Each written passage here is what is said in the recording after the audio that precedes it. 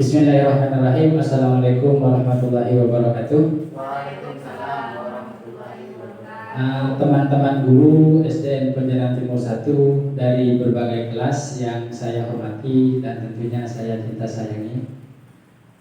Sebelumnya terima kasih karena sudah berkenan hadir memenuhi undangan saya dalam rangka menyelesaikan tugas diseminasi PKG PJOK tahun 2024.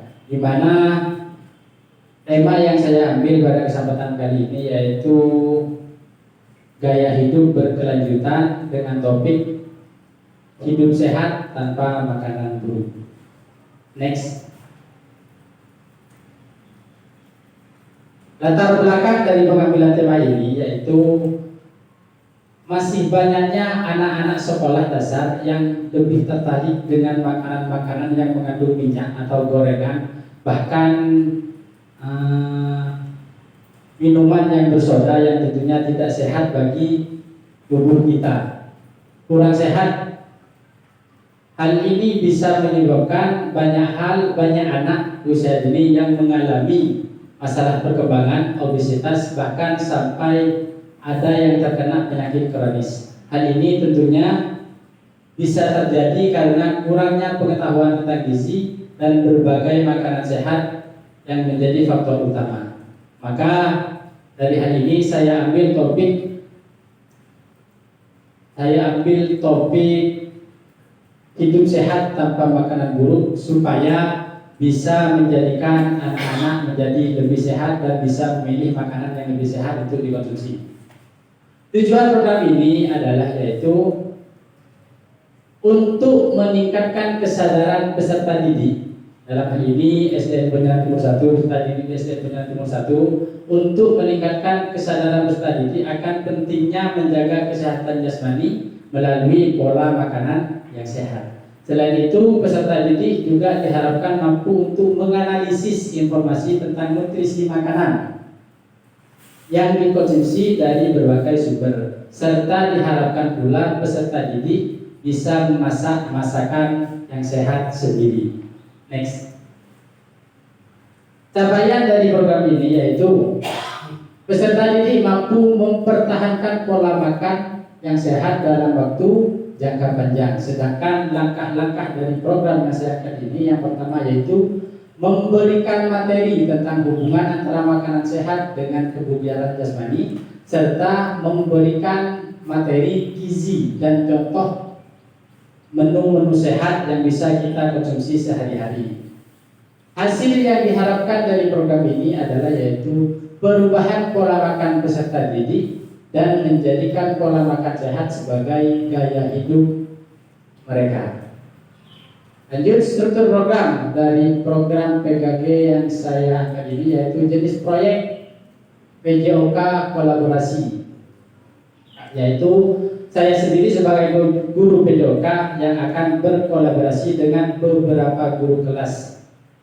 Kelas yang akan saya gunakan yaitu kelas 6 fase C di SDN Penjeran Timur 1, tema gaya hidup berkelanjutan, topiknya hidup sehat tanpa makanan yang buruk. Total waktu yang akan ditempuh 8 JP, diseminasi profil pelajar Pancasila, gotong royong, bernalar kritis dan kreatif, serta subelemen intrakurikuler. Produk yang dihasilkan, ada produk yang saya harapkan untuk dihasilkan dalam kegiatan ini yaitu sebuah buku resep makanan sehat yang bisa dijadikan panduan untuk memulai pola hidup sehat. Next.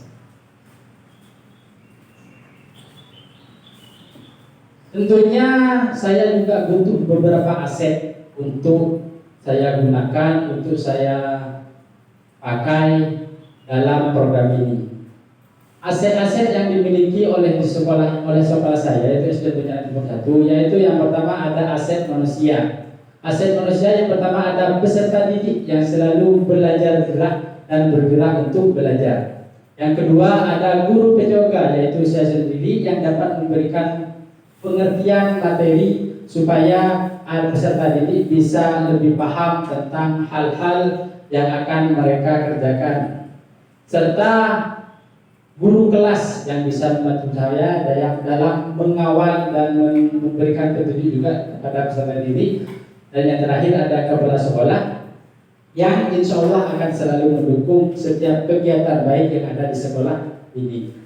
Yang kedua yaitu ada aset sosial. Aset sosial yang saya maksud yaitu kolaborasi antara peserta didik dalam melaksanakan program sekolah di SDN Pontianak Timur 1.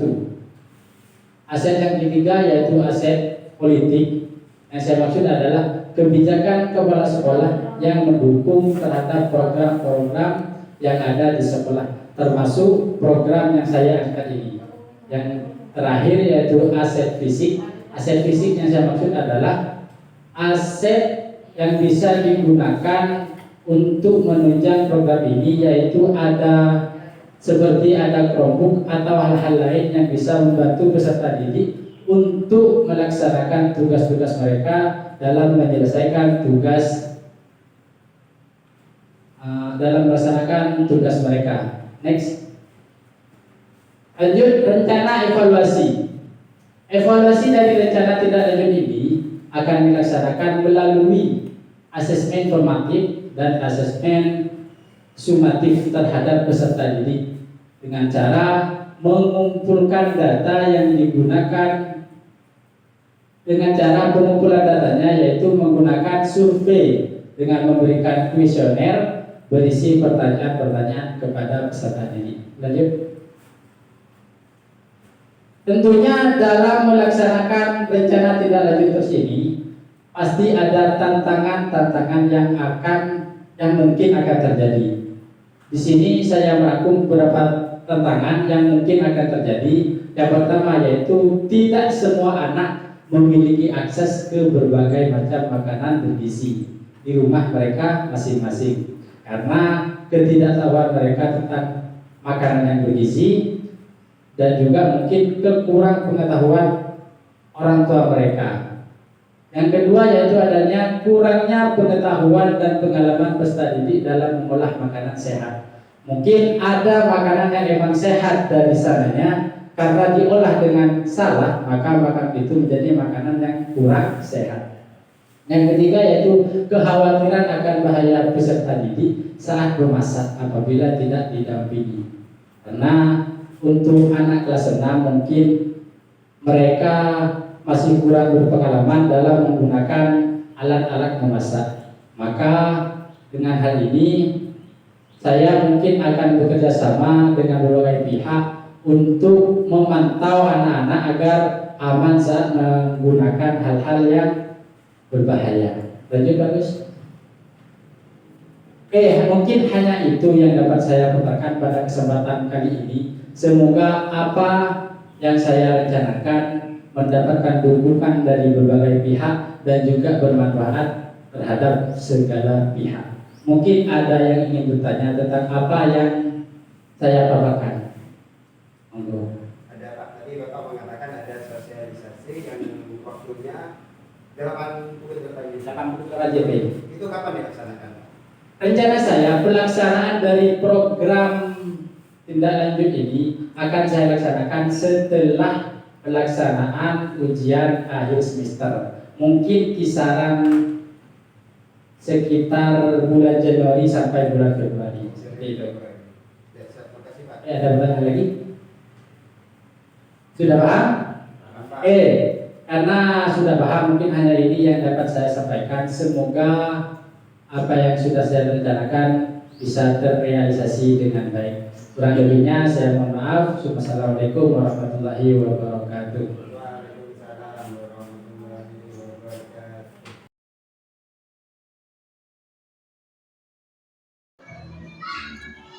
Assalamualaikum warahmatullahi wabarakatuh. Perkenalkan, saya Ibu Indah Wahyuni, guru dari SDN Pontianak Timur 1. Mengenai pemaparan Bapak Walid mengenai RTL yang sudah disampaikan kemarin, saya dapat menyimpulkan bahwa membudayakan hidup sehat itu sangat penting, terutama bagi anak-anak di usia dini, di mana ini sangat berpengaruh terhadap tumbuh kembang mereka, sehingga budaya hidup sehat itu sangat diperlukan, terutama dimulai dari lingkungan sekolah. Rencana yang tindak lanjut yang Bapak rencanakan sangatlah baik dan inovatif.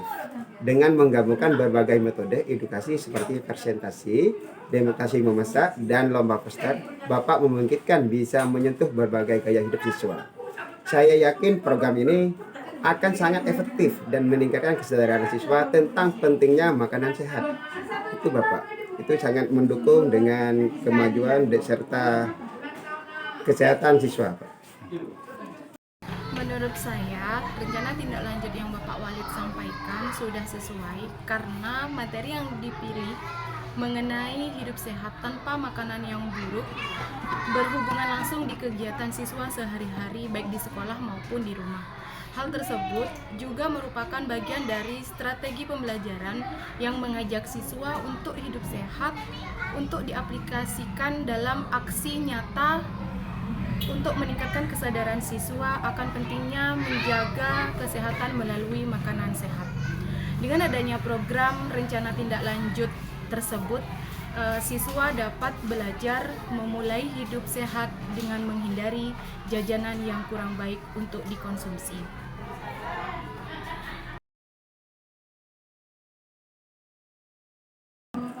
Ini masukan dari saya, Bapak ya. Ide-ide yang Bapak rencanakan itu sangatlah bagus. Namun mungkin bisa harus mempertimbangkan untuk melibatkan orang tua siswa dalam program ini, karena dengan melibatkan orang tua siswa, kita bisa menciptakan lingkungan yang kondusif bagi siswa yang menerapkan pola hidup sehat di rumah mereka masing-masing. Adapun saran atau masukan dari saya untuk Pak Walid sebelum rencana tindak lanjut ini dilaksanakan, yaitu untuk mengatasi kemungkinan tantangan tersebut terjadi, sebaiknya dipersiapkan terlebih dahulu dan lebih terencana lagi agar pembelajaran tersebut berjalan dengan baik dan lancar serta sesuai dengan apa yang diharapkan oleh Bapak Walid. Misalnya, kekhawatiran akan bahaya siswa saat memasak apabila tidak ada pendampingan dari orang tua. Sebaiknya harus bekerja sama dengan orang tua siswa sehingga tantangan tersebut tidak terjadi. Untuk rencana tindak lanjut yang sudah Bapak Walid rencanakan, sekedar saran dari saya, mungkin bisa dilakukan dengan menambahkan kolaborasi dengan pihak-pihak terkait selain orang tua. Karena tanpa dukungan mereka, tanpa dorongan terutama dari orang tua dan pihak-pihak terkait, maka program ini mungkin akan lebih lama atau sulit dijalankan. Sehingga alangkah lebih bagus menurut saya ada kerjasama antara pihak-pihak terkait agar rencana tindak lanjut yang Bapak Walid rencanakan berjalan dengan baik dan dapat terrealisasi dengan sempurna, terutama bagi siswa-siswi SDN Pontianak Timur 1 untuk membiasakan hidup sehat sejak dini. Terima kasih. Wassalamualaikum warahmatullahi wabarakatuh.